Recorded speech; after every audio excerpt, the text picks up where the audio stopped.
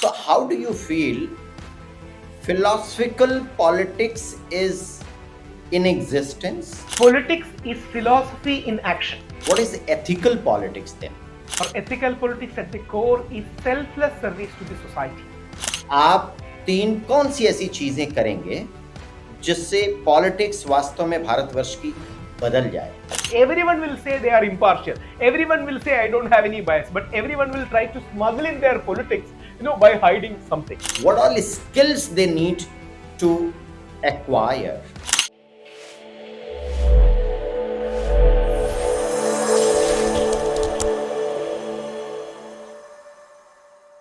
आप देख रहे हैं अपना प्यारा शो राजमंत्र और मैं हूं अमरेश राय, आपका पॉलिटिक्स कोच, आपका होस्ट। इस एपिसोड में हम किसी ऐसे पर्सनालिटी से बात करने वाले हैं जो फिलॉसफिकल पॉलिटिक्स में विश्वास करता है। फिलॉसफिकल पॉलिटिक्स एथिकल पॉलिटिक्स की तरफ जाने का एक रास्ता है, एक माध्यम है। इसके बारे में हम आज बात करने वाले हैं। यह शो उस हर व्यक्ति के लिए इंपॉर्टेंट होगा जो पॉलिटिक्स में अपना करियर बनाना चाहता है, जो पॉलिटिक्स में सफल प्रभावी बनना चाहता है। एक इफेक्टिव पॉलिटिशियन के लिए आज का शो है और हम बुलाने वाले हैं mister Rahul Ishwar. Thank you, Amaresh sir. It's a privilege. Yes, thank you, and thank you for coming, Ishwarji. See, we have been talking about politics with ethics with many personalities, and then we have been trying to propagate how the ethics can be collaborated with the politics. Actually, this is what I feel is the requirement for the politics today in India, so we have been trying to propagate it. Now, I mean, you have a kind of journey of your life. In case we want to put your life journey within 5 minutes short story frame, what do you feel you should be starting from and taking to? First of all, it's a great privilege. Like you all, I also believe that politics and ethics are two wheels of a chariot, and only with ethics, politics is meaningful. Both are two arms, so it's absolutely yes. I'm pursuing my doctorate, so I have not yet become Doctor Easwar. So I would be more happy as a researcher, Rahul Easwar. I'm basically into philosophy, but I believe philosophy should be also into action. Only when it is substantiated and only when it is followed up by action it is meaningful. Two or three things. First of all, the first thing I would like to point out, I was taking for you too, is the idea of political spectrum, which is very available. Anybody searching for the word political spectrum, you can know that there is a center, there is a right, there is a left. This is the starting point of every politics everywhere in the world. Right and left. I'm a center right activist. So basically, we have to know what is right and left. Many people say it is coming from the French Revolution, in which the king, those who supported the king, sat to the right, and those who opposed the king, the monarchy, sat to the left. Even though this is historically okay, a more deep philosophical explanation needs to be there. Then only we can understand what is right and left. Right and left basically corresponds to nature and nurture in philosophy. Those people who are more of leftist, liberal, socialists, communist, Marxist, they all believe in the nurture theory. Those who are to the right, they believe in the idea of hierarchy, they believe in the idea of genetics more, they believe in the idea of bloodline. So all these aspects of identity politics are generally to the right. All the aspects of economic politics, environment politics, or environment is the base of be is to the left. We have understood in the past 100 years, because of the growth of genetics, psychology, and sociology, that man is not nature versus nurture. Man is nature plus nurture. That means there is, in Indian language we call it janma plus karma. There are certain inborn characteristics they have, heredity, bloodline, all the things they have. But along with that, I also have environment, conditioning, social aspects. So leftists basically push for what is called more of the environment makes the man, circumstances creates the man kind of paradigm. Whereas the rightists go for more of a history, heredity, bloodline, community, all these kind of identity stuff. If I have to simplify the entire thing in less than 30 seconds, I would say left wing politics is more of political economy and economics of politics, or politics of economics. Whereas the right is more of identity, our caste, our community, religion, region, race, language, everything that is inherited, it is more to the right. And every person is a mix of right and left. In India, the right-leaning space is mainly occupied by BJP. In USA, the right-leaning space is occupied by the Republican Party. In India, the center-left or the left-wing sphere is mainly occupied by Congress, followed by more left parties like CPI, AAP, or CPIM, or there are other far left parties like CPIML, urban Naxals, as we call in the modern terminology. They belong to the more of economic kind of argument, fuel price, all these things, they give more importance. To the right, we have BJP. Then further to the right of BJP, we have organizations like Hindu Mahasabha. And even further to the right of Hindu Mahasabha are people like Yadi Narasimhanand, who calls for genocide. I don't think any right Hindu will ever agree with people like Yadi Narasimhanand. They can be called the urban Nazis, or Godse, who killed our beloved father of the nation, Mahatma Gandhi. So this is the landscape. Only when we understand the landscape, we can understand Indian politics or politics anywhere in the world. The center right space, which is mainly occupied BJP, believes in Hindutva, believes in their own kind of Ram, Roti, and all these kind of equations comes in their spectrum. Whereas the center left is more of the economic. Of course, they also have their own caste calculations, caste combinations. For me, my basic position is a center right Gandhian. That means I believe in the center Gandhiji. Gandhiji's left is Nehruji. Gandhiji's right is Sardar Patel. Sardar Patel's right is C. Rajagopal Achari, who started India's first genuine right-wing party called the Swatantra Party. Nehruji's left is organizations like CPI, CPM. Right now, AAP more often than not caters to the center-left space. And all the that's the reason why Modi ji, who is a center right prime minister, says they are supporting Revadi culture, they are supporting freebie kind of a culture. Whereas center left AAP always says it is for the people we are doing all this. So this is the landscape. I belong to center right Gandhian spectrum. This is my start. I have done my own activism for the Hindu community, like Shabarimala protest, where we could successfully stop a 4-1 verdict from being implemented by the Honorable Supreme Court, which we genuinely believe was a wrong verdict.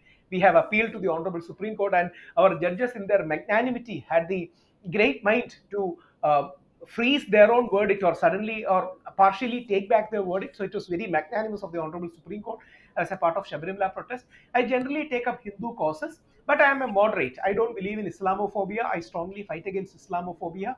I believe Hindu plus Muslim, Muslim plus Christian plus is what India constitutes. And I would like to conclude. I will leave it is less than 5 minutes. My strongest political statement is what Mahatma Gandhi told about our national flag.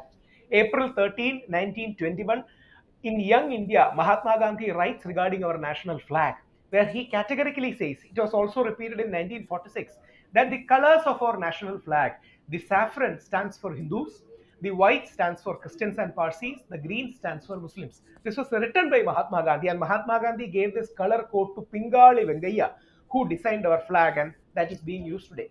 So, what makes India Vishwaguru is Mahatma Gandhi and our ethics in politics and our idea of pluralism. The word secular can be very contentious, so I always use the word pluralism. Pluralism is what makes India Vishwaguru, and I believe we have to go in that Mahatma Gandhi's path of ethics so that our nation survives. There are many people from both spectrums, including from Nehruji to Modi ji, PMs, who have taken a kind of center right and center left Gandhian. Modi ji is a center right Gandhian, Nehruji is a center left Gandhian, Patel ji was a center right kind of a Gandhian. So so Mahatma Gandhi being the center, we need to maintain this balance, and in that balance is the soul of India. Hmm. All right. All right. So, how do you feel philosophical politics is in existence? It is not much in existence, but politics is philosophy in action. I repeat, Politics is philosophy in action. That means a particular philosophy, ideology, darshana, vision, whatever name we want to call it. Our leftists use more of a word called ideology. The right people use more of a word called philosophy or darshana. So we have a darshana, philosophy, ideology, vision, policy document, whatever name we want to call it, a set of ideals and ideas. Or in modern English language, we can call a paradigm. A paradigm propelled into action. That is politics. And right now, I wouldn't. We are, of course, we are running short of people who are philosophers and ethical oriented in politics. But there are many people. For example, to a great extent, Anna Hazareji brought back the memories of some kind of a selfless activism, even though eventually he didn't succeed in a bigger way. But Anna Hazare brought back some good things. There are good leaders from all the communities and all the hues, who can have that kind of an ethics. But what you raise is a very important aspect, because philosophy, ethics, and the higher ideals are going down from politics, and we are being ended up with the only Machiavellian practical politics, which bases on amassing money, which bases on amassing votes. So beyond votes and notes and votes are important. Vote means our people acceptance. Note means the money we have to spend for. But beyond votes and notes, we need to have a philosophy, ethics, spiritual kind of a vision. Otherwise, we won't be selfless. We will be more of selfish people who are vying for power. Hmm. And what about what do you think? What is ethical politics then? I believe politics or ethical politics at the core is selfless service to the society. Selfless doesn't mean we shouldn't think about our own. Selfless only means we are able to sacrifice our personal interest for a larger cause. For example, take the case of Subhash Chandra Bose. Subhash Chandra Bose could have lived a very happy life. He had a higher rank in the then, at that point of time, the competitive exams. He could have had a very luxurious life in either England or India, but he was ready to sacrifice his personal comfort for a larger goal. Even though I may disagree with Pandit Nehruji in policy in many things, Nehruji or Sardar Patel from the right, they were all people who was ready to sacrifice their personal life for the larger good. People from left may not agree, but Veera Savarkar spent 4,000 days, more than 4,000 days in jail for you and me. So we should be applauding that. So there are many people from every spectrum who are ready to go beyond their self. That is the basics of ethics. Of course, there are set of rules, laws, righteousness, lack of corruption, positive transfer. That's all there. But at the core of it, I find a cause more important than myself to sacrifice to. And I think that's the core of selfless politics or ethical politics at the end. And like Martin Luther King once brilliantly articulated, if you have Mhm. not find a thing you are ready to die for, you have not started living. So at the end of the day, when we find something more valuable than our life, then we really understand and live that life. And all our freedom fighters were ready to give up their life for the larger cause of our nation. So that selflessness, I believe, is the core of ethical politics.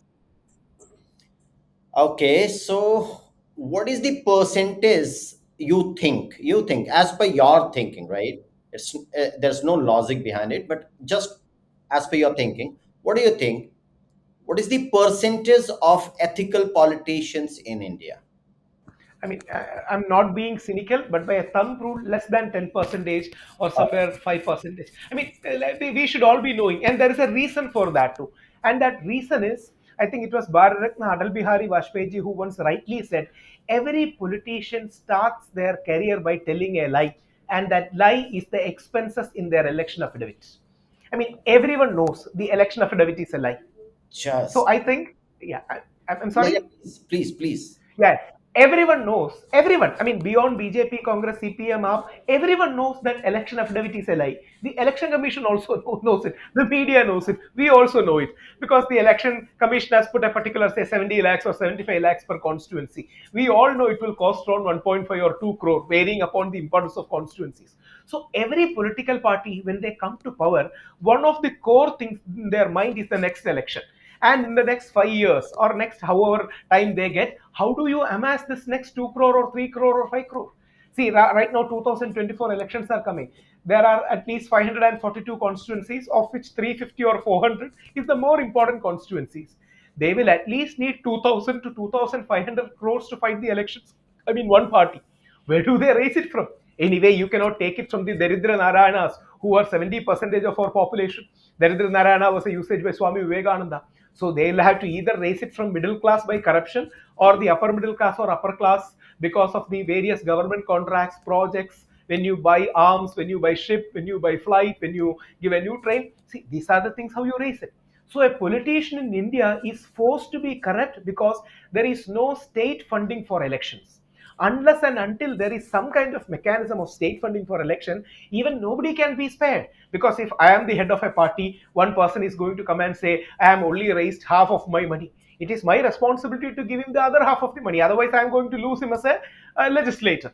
So our corruption is inbuilt also because there are less proper election laws. In USA, if you study the politics of USA, there is much more stringent campaign laws, I mean election campaign laws, where every money or nearly every money is accounted for. But in India, it is a very porous, very gray kind of an area. So 5 percentage or less than 10 percentage politicians, if we get honest and ethical, that would be great for us. But I think there are structural problems, systemic problems that we need to deal when we deal with honesty, ethics, and corruption. All right. So we have many questions actually coming into my mind, but I am a politics coach now, and I'm trying to attract people between 20 and 40 years of age, right? And I'm trying to attract them and make sure they win the election in their life when they are pretty young, and they spend less, less, and lesser money in election. That's what Absolutely. our purpose is, our goal is. Great. What do you think I we think should that's an focus absolutely on? noble idea. I think that's an absolutely noble idea. Three are my suggestions. You may have much better suggestions, but from my own side, three humble suggestions. One, uh, they should have a strong and vibrant social media presence, because now, Fantastic. without giving huge money in the newspapers and traditional media, you can build brands of your own. You can get your message across. You can be make yourself visible. Right now, we have seen many people, for example, from the left wing or left or liberal. I should use the word liberal more. Liberal. We have people like Dhruv Rathi, who is having more than 1 crore followers, and he's getting his message across. Similarly, there are people from right also. Suddenly, the names are not coming. They're very right from the right spectrum too. They are also saying this. Second, so you should have a strong and vibrant YouTube presence. Twitter, which is a more of a social serious medium. Instagram, even though it is fun, youth may connect with it more. Facebook, even though slightly it is going down, Facebook is still very valuable. So these four media, they should have a vibrant presence. Second, this is one. Second, they should be problem solvers. We are not looking for leaders, we are looking for problem solvers. As an ordinary man, I don't know if there is a neta or not. My core interest is whether he's a problem solver for me. I may have some issue in my road, I may have issue in getting water connection, I may have some issue in getting somewhere. So I need a connector, a problem solver, a friend, somebody who can look up to. That's real Janseva. So you really affect the real life of the people so that you can connect with them. Third, please use our conventional media to a big way. I had a great privilege of sitting in national television right from the age of 20. I was one of the perhaps one of the youngest invited panelists in the national media. I was featured 5 to 6 times in BBC. I had the privilege to be featured in New York Times or CNN or Al Jazeera, Sputnik Russia, and nearly almost all the Indian media. One of the best thing I found was whether it is Arnab Goswami ji, who is a patriot, whether it is Barkha ji, who is a liberal, both supported a youngster, me, and guided me in a good way. They have given me opportunities, they have given me guidance, they have even pointed out if I have made some wrong statements or positions that it is not like that. It should not be said like that. So our media, whether they are right or left, or centrist, they will give you enough opportunities. They will place you really well if you can have a voice. So don't disengage with media. Engage with media. You will find a space as an activist, as an author, as a public commentator, as a policy expert. So these things, along with the conventional one, have a good command over policy. Politics at the core is policy. The core word of politics, or the most important word in the entire political system, is policy. This policy get translated into positions or what you call different takes on different subjects. This policy get translated into plans which are to implement. So the policy get in effect translated into laws and rules. So the core of anything is policy. We need to have an understanding regarding policy. So this is the ground reality that everyone should be telling. But one, vibrant social media presence. Second, be a problem solver. Third, use the conventional media to get your message across and connect with people. That people relation skills and media relation skills are extremely important. And now it is a time in our India's history where money is less needed and more of time and energy is needed.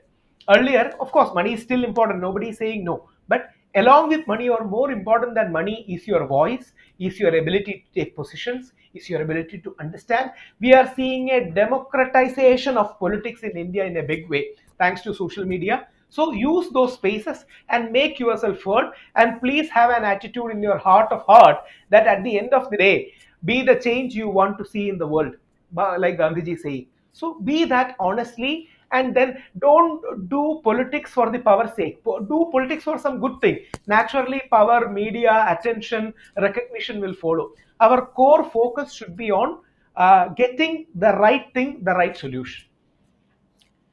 In case, Rahul, if you get a chance to hold a position wherein, position means, let's say, like a general of the country, like, so जो सेनाध्यक्ष होते हैं, सेनाध्यक्ष की तरह आपको अगर राजनीति का अध्यक्ष बना दिया जाए, पूरे भारतवर्ष के राजनीति का अध्यक्ष, right, not one political party, Got it.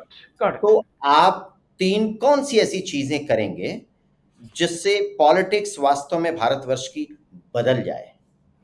The first thing I would believe is that, like you are a political coach, we need to have everything in the world you study and become. If I have to become a doctor, I have to study MBBS. If you have to Exactly. become an engineer, I have to study engineering. If Right. I have to do business, right now we have no master of business administration. But if you have Right. into politics, then you should not study anything. That has in effect become the qualification of India. So Right. this in Kerala, my hometown, there is a very famous saying which says, when you look at the school, in the first bench, those who sit, those who are studious, those who are more into studies, teacher ke chamche, teacher ke priya log, all these will become doctors and engineers. In the second row, people who are less disciplined will be there, but who will be a bit more smart, less studious but more smart. They will become IAS officers, IPS officers. They will go into army. And the third row, people will not be very interested, but they'll be aloof, they'll be talking to each other, they'll be networking, they'll be doing all these kind of things. Those people will become businessmen and entrepreneurs. They will connect, think beyond book, give less focus to book, and going around. And one leader in Kerala said, in the fourth bench, in the front bench, there is doctor and engineer. Second bench, there is IAS, IPS. And the third bench, you have entrepreneurs, businessmen coming. And in the fourth bench, the most naughty, the most less disciplined, the most less serious people, they will become the Neda and rule over the other three. And the Neda will rule over the entrepreneur, the Neda will rule over the IAS, IPS, the Neda will rule over the doctor and engineer. So that should not be the case. Yes, we need to study. So, some kind of Indian Institute of Political Management, some kind of IIMs for politics is needed. An Indian Institute of Politics where you in depth teach what politics is, what policies are, what is left wing, what is right wing, what is happening in American politics. And one thing, Amaresh ji, no, I frequent the US many times for giving lectures or public speaking engagements. They have a higher level of political honesty where even judges openly say, I'm a liberal judge, they are a conservative judge. They will openly say that. I mean, for example, in American Supreme Court Constitution, they will have four liberal judges, they will have four conservative judges, and they will have a center judge as a Supreme Court Chief Justice. See, they are so open. See, they don't shy away from telling politics. But in India, just the opposite, ulta is the case, where everyone will say they are impartial. Everyone will say, I don't have any bias. But everyone will try to smuggle in their politics, by hiding something. We need not do. Let us be open about politics because politics is nation building. The word politics has become such negative in India that youth is shying away. So youth should be, if they don't like the word politics, and leave politics. But youth should be intervening in nation building, and nation building is politics. So that interest one Indian Institute of Politics, that is very much needed, where you can give, where people from all the parties can come, where they can learn the basics of networking, media management, all these things can be taught. Foreign policy, for example, foreign policy, our business policies, all these things can be taught. So a 1 or 2 year course can really be revolutionary. The second thing, involve in your local problems, involve in your regional problems. If you cannot set your home on order, you cannot set the world on order. So you have to create from your local community, intervene in small problems, serve, that attitude of charity. So for inculcating that, I believe it's my idea. I don't know how far it will be successful, but we can give bans to them. The government or institutions can give certain amount of bans. For example, if you can make 20 people do blood donation, you can get a band. If you give blood every once every twice every year, for example, you can give on January 26th, our Republic Day, and August 15th, our Independence Day, or some days, tum mujhe khoon do, main tumhe azadi dunga, kind of aspects, where we in effect give, because still many people might be knowing our India is still a poor nation, and there are millions of people who don't have money to buy bloods from blood bank. So we need to serve. So those who can organize, those who can facilitate, those, if they are middle class, if they can raise some charity funds and give to our lesser privileged people. So give recognition to those services by the nature of grades, bands, because as youngsters we all know they love insignia kind of stuff. So make sure that you do. Third and last point, make sure there are model parliaments or model assemblies or model Lok Sabha, model Rajya Sabha, model state legislative in every state. And you take students for that via some kind of merit and some kind of election. People will at least know what is happening. There can be a ruling, there can be an opposition. They will at least be familiar with policy. They will at least be knowing what is happening there. So, grassroots democratic cultivation of our youngsters, or familiarizing democracy, and along with that, one thing can be taught is our constitution, a constitutional literacy in our schools. So have these, and from my own personal experience, model, I was a part of Model Lok Sabha. That really changed my life. I was the secretary of the youth wing of Young Men Christian Association in Trivandrum, Kerala.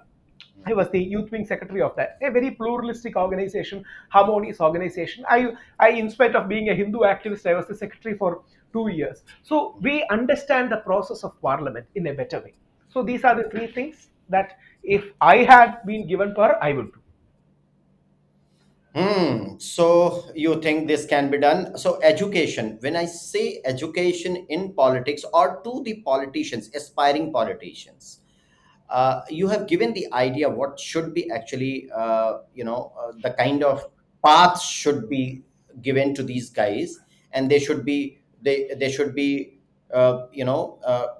taking those paths, following those paths. But what all skills they need to acquire?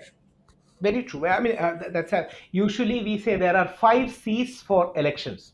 One is Okay. obviously candidates. Candidate is very important. Second is cash. Even though you are the best candidate, without cash you will not be able to pull it off. So third is community. Of course, which community? Because even though many people say community is not important, a huge section still votes on community. Like they say in India, we don't cast our vote, we vote our caste.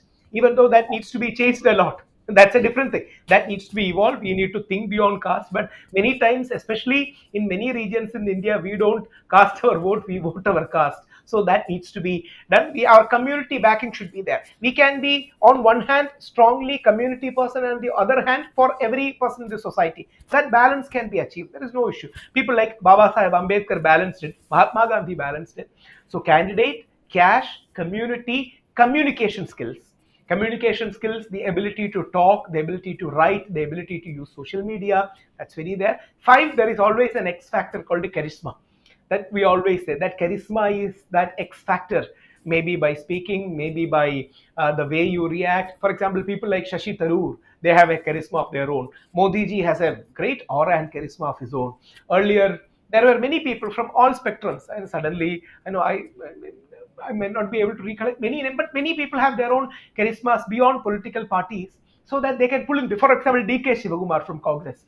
Right now, DK Shivakumar in Karnataka, he's a charismatic mass leader. When you say that kind of a mass leaders are there, there are different pattern of leaders. So basically, the candidate, The cash is important, the community is important, the communication skills is important, the charisma is important. So there are different set of skills, and politics is a deadly cocktail of all this. It's a mix, something like what we call in Bollywood movies the magical formula.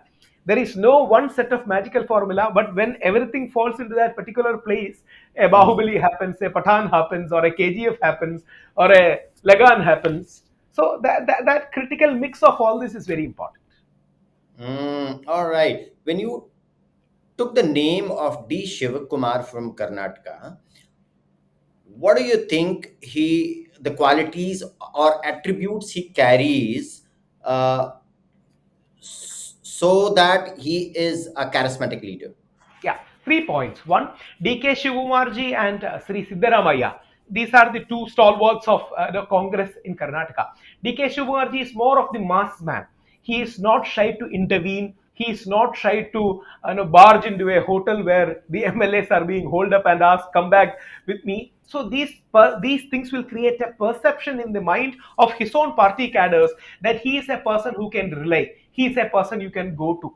That means he will in effect be emerge as a mass leader in that sense. So DK Shivumarji has always taken such actions where he projects power. This is a very important point if you are an aspiring politician. You have to project power. Modi ji does that very intelligently. When Modi ji goes into the Lok Sabha for the first time, he bows his head as if yeah, he's entering the temple of democracy. The same thing has been done by DK Shivukumar. When he was coming to the Karnataka Legislative Assembly, he was bowing down.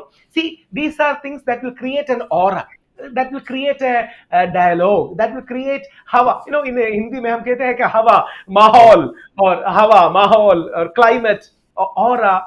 This is in effect, this can be related to bandwagon effect. Some kind of bandwagon is created.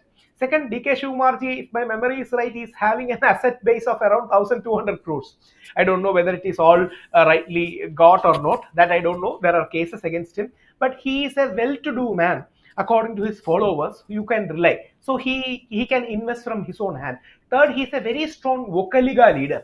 In Karnataka, there are three or four important voting blocks. Lingayat is one, Vokaliga is one, Muslim community vote around 12 to 13% is one.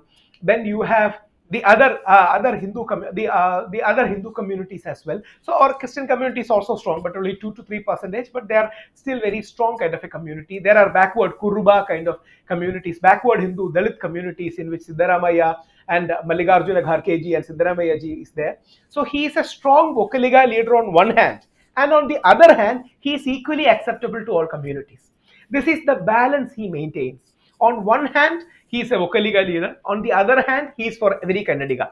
On the one hand, Modi ji says or Modi ji implicitly says I'm a Hindu Hridaya Samrat. On the other hand, he always positions that I'm for everyone. So this two-handed approach of management is needed. With one hand, you have to highlight one thing. On the other hand, you have to highlight another thing. That's the reason why you always say regarding our Muslim politics, especially in Kerala, we have some good parties like Muslim League and Muslim leaders. On one hand, they have Holy Quran. On the other hand, they have Indian Constitution. Mahatma Gandhi, on one hand, had Ramayana or Gita, and on the other hand, he was very secular or pluralistic. The core. So politics is an art of such balancing. That's also very important. And DK Shivakumarji has that. So you have put a lot of things in one small discussion. And I think people who are aspiring to become a politician must listen you properly, because these all are small things which are to be followed. In fact, this is what we are going to do. All right. So I think this podcast is going to be so enriched one for people who want to become a real politician, ethical politician. Rahul, I want to take your promise for coming back on this podcast down the line, maybe some couple of months. Absolutely. And Amareshi, one thing, let me say from my side, it's a great privilege. And as an ordinary citizen, I would like to thank you.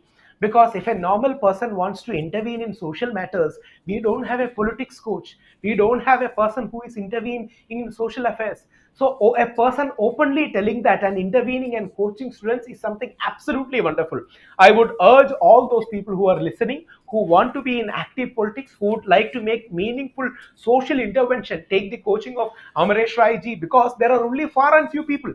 Many people shy away from all this, saying that I don't have to talk about all this. These are ye mere bas ka baat nahi kind of attitude.